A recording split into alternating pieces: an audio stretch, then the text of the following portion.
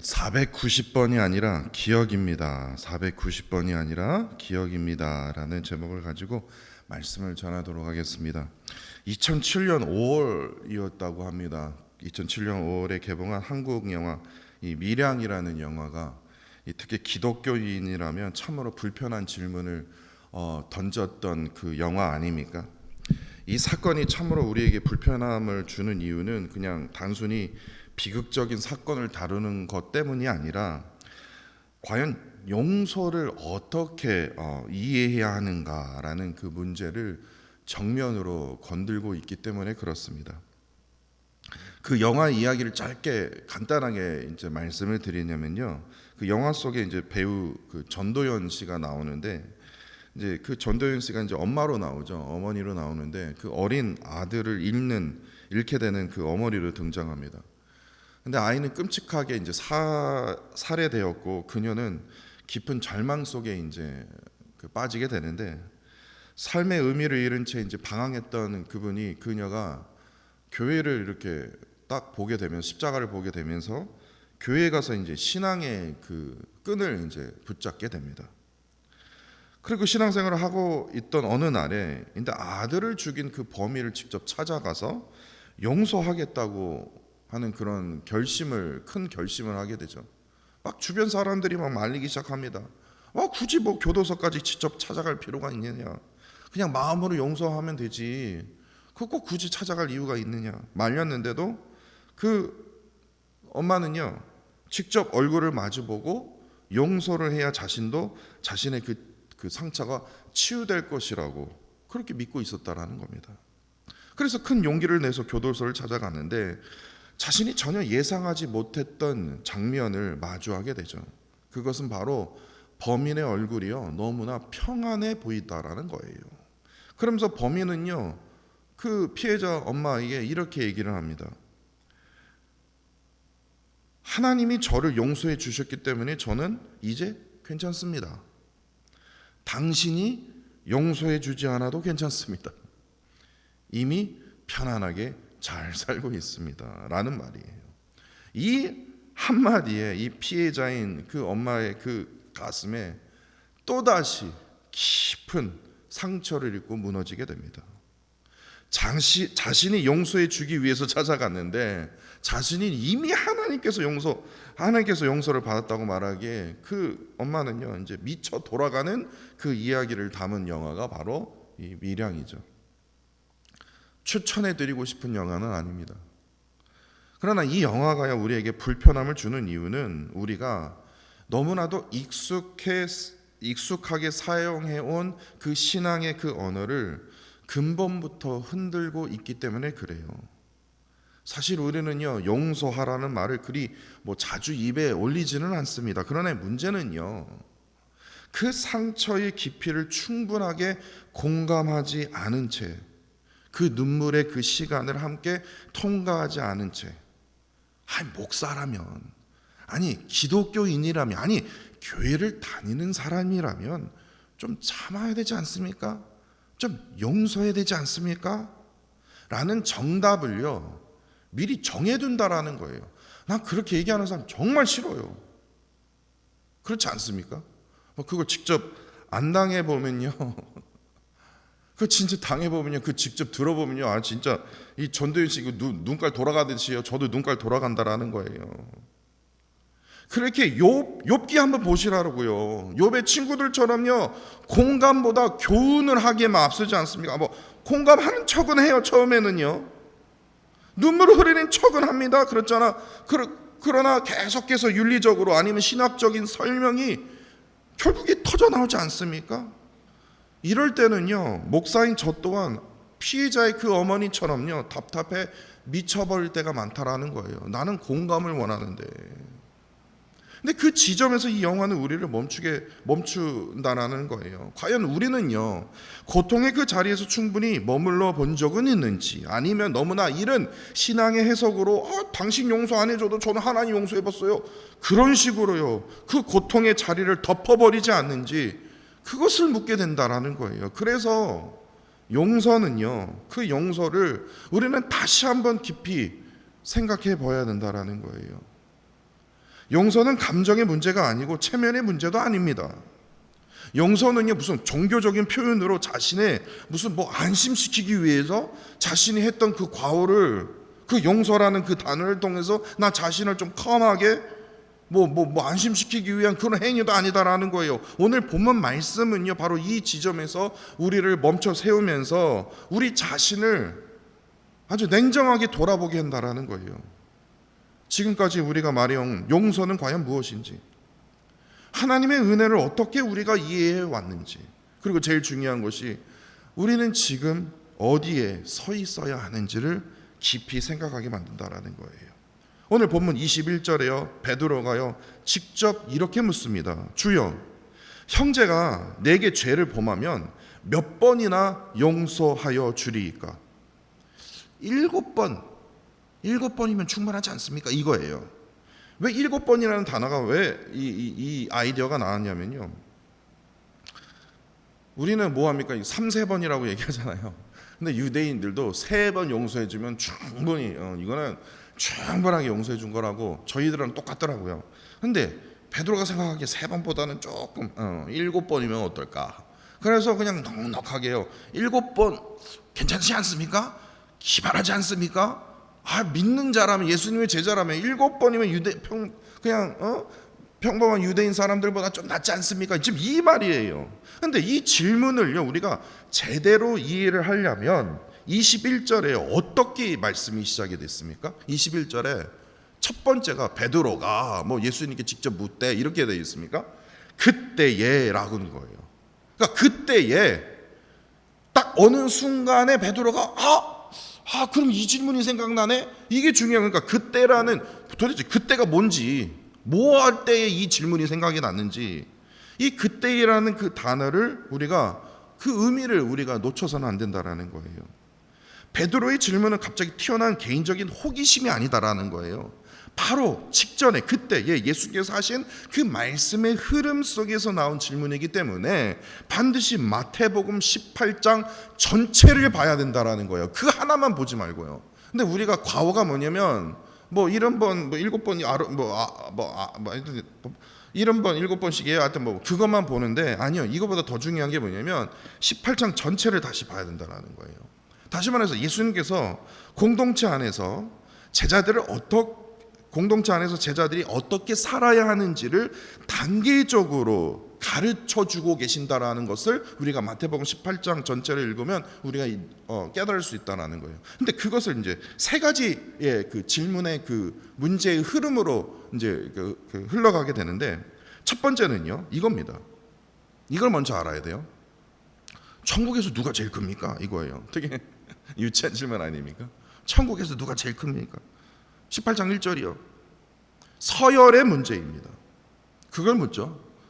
이 세상 사람은 너 몇 살이야? 꼭 그러잖아요. 너 지금 타이틀이 뭐야? 서열을 하죠. 하여튼 그때나 지금이나. 그리고 6절에서는요 두 번째예요. 작은 자 중에 하나를 실족하게 하는 그 문제로 이어집니다. 그리고 세 번째는요 15절에 형제가 죄를 범했을 때 어떻게 해야 되는가라는 문제. 그러니까 이 세 가지의 그 질문의 흐름 속에는요 한 가지 공통점이 있다라는 거예요.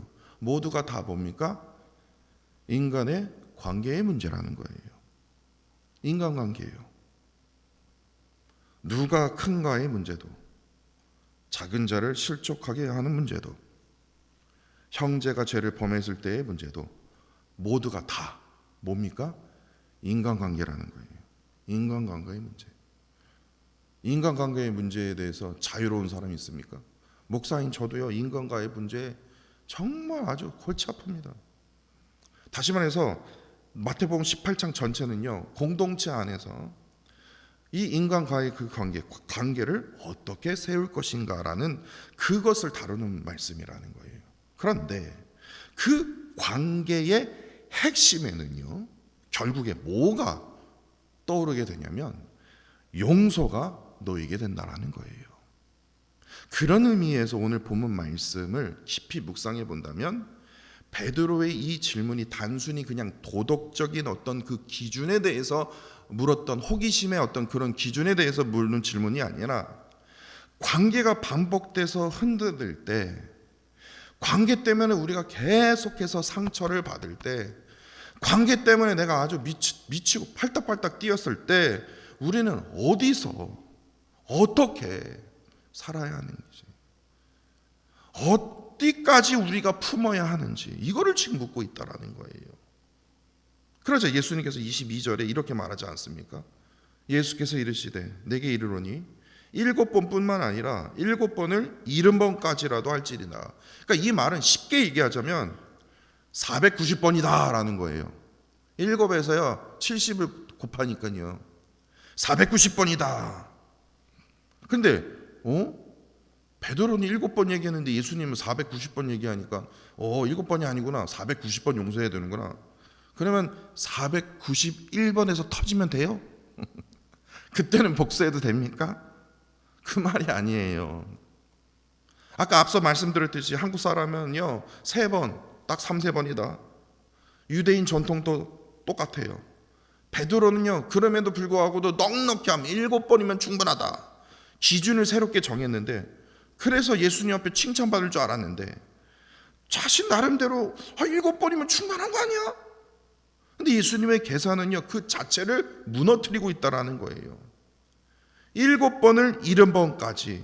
다시 말해서 이 말은 용서의 횟수를 늘리라는 말이 아니라 아예 그 계산의 틀을 깨트리라는 거예요. 다시 말해서 이게 팩트입니다.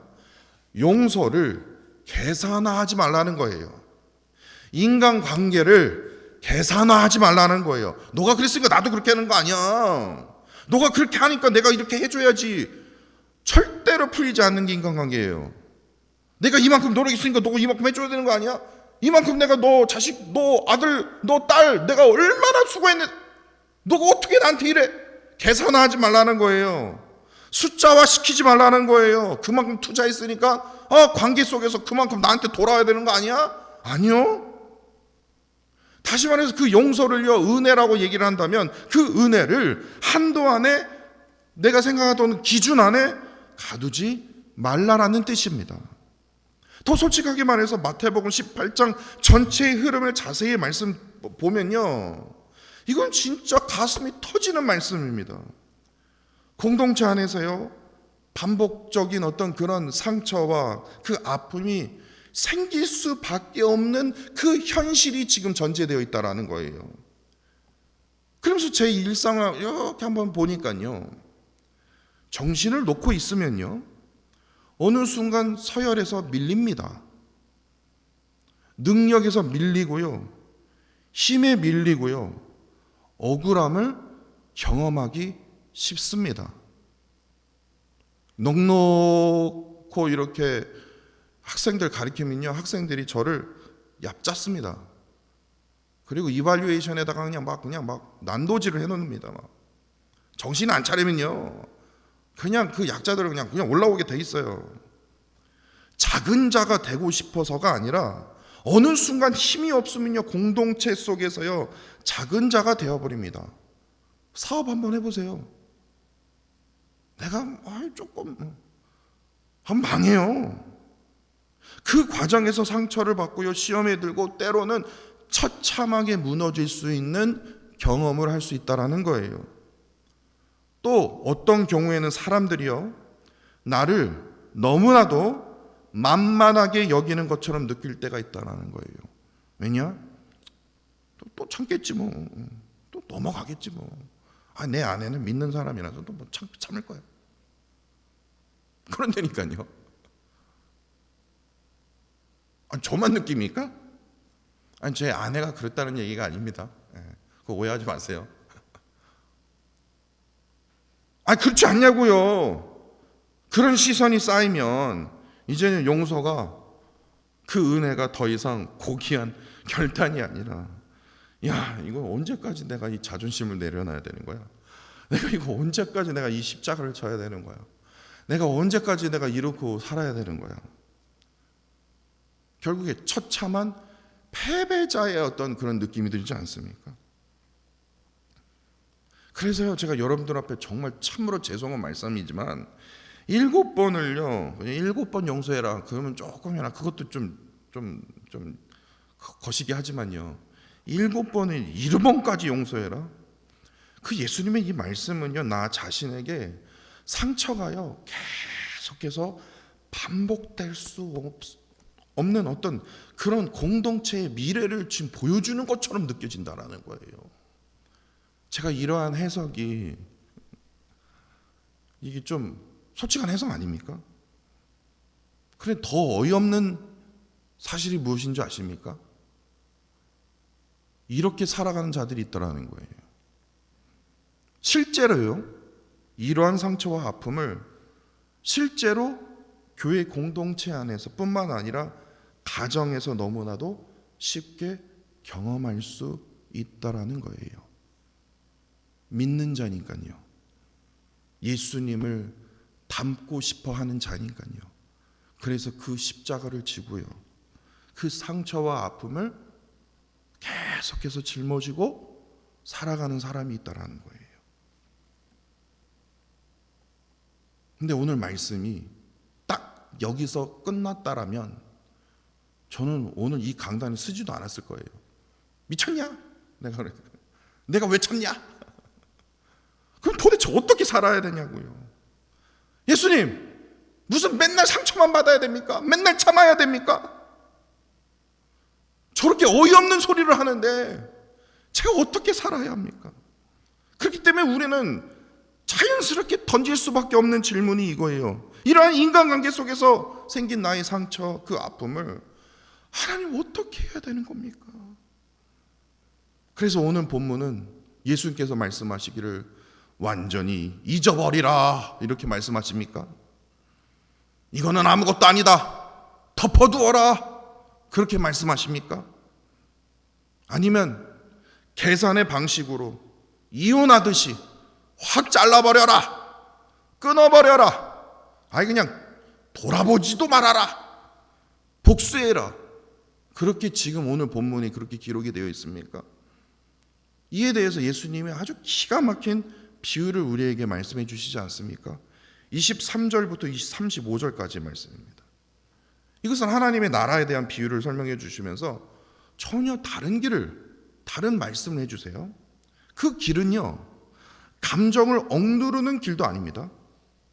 냉정하게 이혼하듯이 딱 물을 자르듯이 딱 냉정하게 선을 긋는 그 행위도 아니다라는 거예요. 이 행위는요, 하나님 나라의 방식으로 서는 길이라는 겁니다. 근데 그 핵심이 27절에 있습니다. 27절이요. 그 종의 주인이 불쌍히 여겨, 이거예요. 불쌍히 여겨, 거기도 동그라미 쳐야 된다는 거예요. 불쌍히 여겨, 이게 없으면요, 이게 없어, 우리가 이거 자유하지 못해요. 불쌍히 여겨 노아 보냄에 그 빚을 탕감하여 주었더니라는 거예요. 계산을 멈추고 상처를 멈추고 아픔을 멈추고 미움을 멈추고 오직 뭡니까? 은혜만 바라보라는 거예요. 긍휼이 작동해야 된다는 거예요. 긍휼이 여길 수 있는 그 마음이요. 그런데 문제는 그 다음 장면입니다.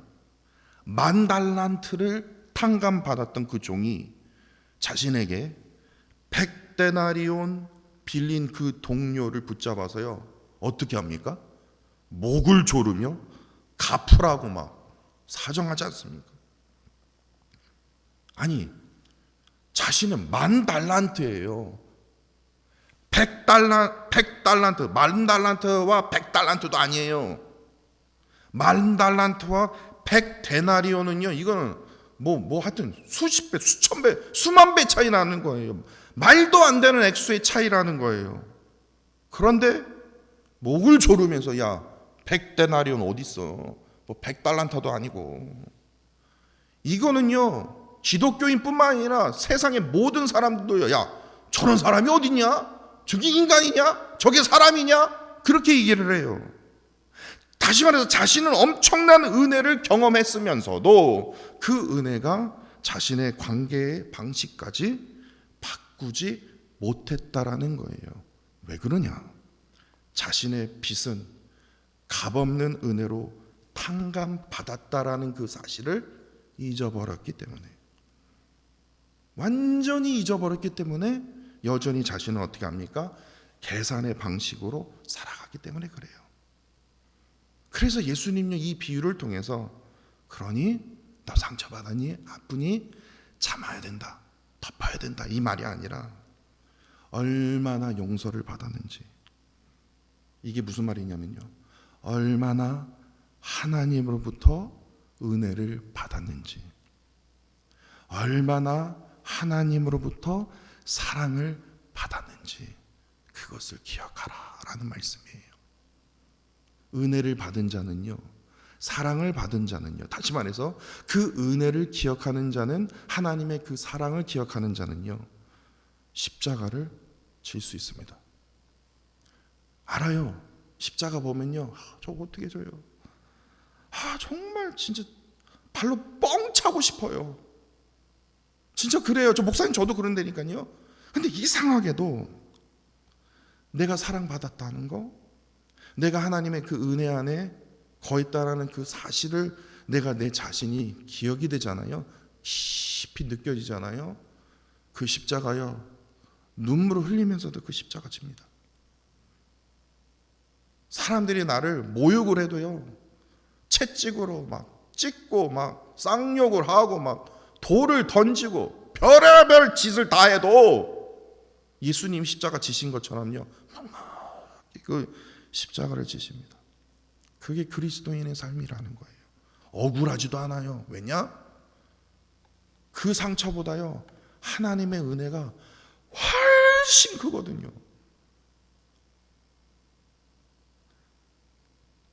오늘 본문에 뭐예요? 이거 100데나리온과 10,000달란트요? 10,000달란트만큼 100데나리온은 진짜 그야말로 1센트예요. 2센트 1불도 안 될 거예요. 10,000달란트만큼 그만큼 느껴지기 때문에 100데나리온이 나를 아무리 괴롭힌다 하더라도 그것 때문에 뭐 어쩌라고, 내가 봐줄게, 내가 10,000달란트도 내가 상감을 받았는데 그거 가지고, 그 은혜가 너무나 크기에, 하나님부터 받은 사랑이 너무나 크기에, 왜 내 머릿속에 아예 그냥 각인이 돼버렸거든요. 그렇기 때문에 그 모든 그 인간관계 속에서 나타난 모든 아픔들이요, 은혜로 되고 사랑으로 덮어진다라는 거예요. 그러니까 지금 예수님께서 그 비유를 통해서 우리에게 말씀하신 게 이거예요. 너가 얼마나 하나님의 은혜를 입었는지, 너가 얼마나 하나님의 큰 사랑을, 10,000달란트보다 더 귀한 사랑을 받았는지 꼭 기억하며 살거라. 그러면 십자가를 지고 나를 쫓을 수 있단다, 이 말이에요. 지금 결국에 용서는 내 감정의 크기로 결정되는 것이 아니라 내가 받은 그 은혜와 사랑의 그 크기를 얼마나 지금 인식하고 있는가에 달려있다라는 거예요. 하나님의 사람은요, 하나님 나라의 사람은 계산으로 관계를 유지하는 사람이 아니라 오직 사랑과 은혜 위로, 그 은혜로 서 있는 사람이라는 거예요. 우리가 살고 있는 세상은요, 저뿐만 아니라 저도 마찬가지입니다. 제가 이름을 한번 지어봤어요. 이건 제가 어제 책에서 본 것이 아니라 제가 제 자신을 돌아볼 때 이런 생각이 들어보더라고요. 나는 당연병이 걸렸구나 라는 거예요. 당연병이요. 이게 무슨 말이냐면, 이 정도면 당연히 내가 받아야 되는 거 아니야? 그 정도는 해줘야 되는 거 아니야? 이게 뭐야 이거?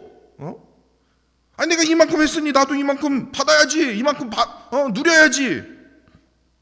이게 당연병이에요. 당연한 거 아니야? 당연병. 그런데요, 오늘 본문을 묵상하면서 내가 당연병에 너무나 심각하게 지금 걸려있구나. 십자가의 은혜를 아는 자는요, 절대로 이러한 당연병에 걸리지 않습니다. 왜냐하면 십자가의 그 은혜가 이 당연함을요, 완전히 무너뜨리고 있다라는 거예요. 당연한 게 어딨냐 이거예요. 너가 받은 은혜를 생각해보다라는 거예요. 뭐가 당연하다는 거예요? 너가 하나님으로부터 받은 그 사랑을 기억해보라는 거예요. 우리가 받은 그 십자가의 그 은혜와 용서는요, 결코 당연한 것이 아니기 때문에 그래요. 그건 제 말이 아니라 로마서 5장 8절 말씀 때문에 그렇습니다. 우리가 아직 죄인 되었을 때에 그리스도께서 우리를 위하여 죽으심으로 $10,000보다 더 큰 은혜를 우리가 받았지 않습니까? 사랑을 받았지 않습니까? 하나님께서 우리에 대한 자기의 사랑을 확증하셨느니라. 그 말씀 때문이에요. 십자가는요, 당연함의 결과가 아니래요. 당연한 거 아니야? 진짜 그건 거짓입니다. 전적인 은혜의 결과라는 거예요. 우리가 자격이 있어서가 아니라 우리를 그만큼 사랑하시고 은혜로 우리를 긍휼히 여기셨기 때문에 주어진 용서라는 겁니다. 그래서 오늘 본문 말씀은 우리에게 이것을 묻고 있습니다. 나는 당연함의 자리에 서 있는가? 아니면 은혜를 입은 자의 그 기억하는 그 자리에 내가 서 있는가? 라는 두 가지 질문입니다. 당연함 위에 서 있으면요, 나의 그 인간 관계는요, 점점 메말라 갈 것입니다. 그럴 수밖에 없어요. 이게 당연한 건데 왜 당신은 왜 그러냐 이거예요. 이게 당연한 건데 뭘 당연합니까? 그렇죠. 어떻게 보면 세상 사람들 그래 당연해요. 그러니까 이혼하십시오. 끊으십시오. 복수하십시오. 그러는 거예요. 그래서 당연하니까요. 그게 틀리다라는 게 아닙니다. 그러나 그 받은 은혜를 생각해 보시라고요.